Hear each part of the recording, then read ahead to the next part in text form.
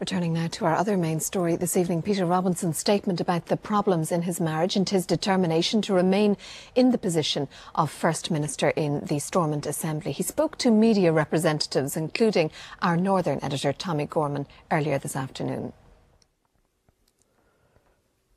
My first knowledge of Iris's inappropriate relationship came about midnight on the 1st of March last year, the night that she tried to take her own life. Each single morning since then, I've asked for the strength to carry this burden.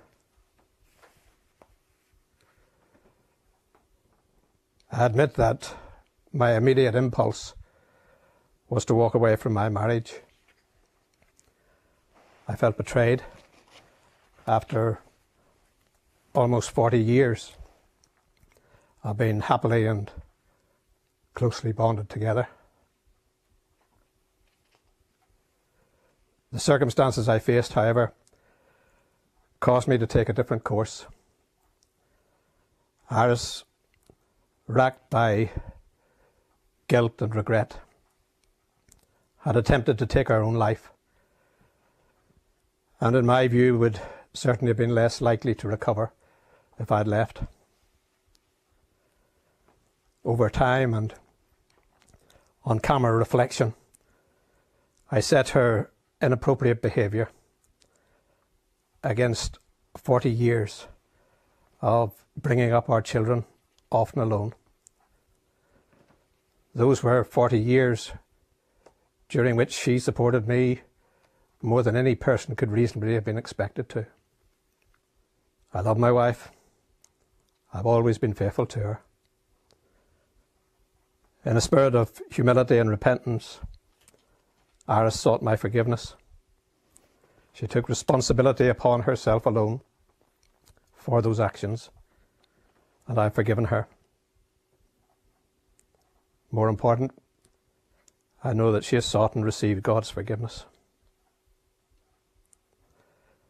I only ask that if people feel that they must judge her, they find that within themselves, as I have done, the gift of doing so with mercy and compassion. Are you confident that, given what you've just described, given the mental torture you and your wife have been through in recent months, that you are in a position to actually lead that power-sharing administration and to deal with issues like policing and justice, because it's in your public role that people will look to you? Well, I've already indicated that even at the very height of what you describe as our torment, I took actions which I don't think anybody would question in terms of giving leadership.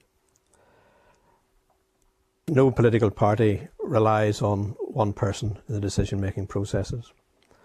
There is no decision that has been taken that has been tainted by these events, and no decision in the future will be taken tainted by these events. And if indeed there ever reached a situation where I felt that I was in the way of progress, then I would gladly be standing aside.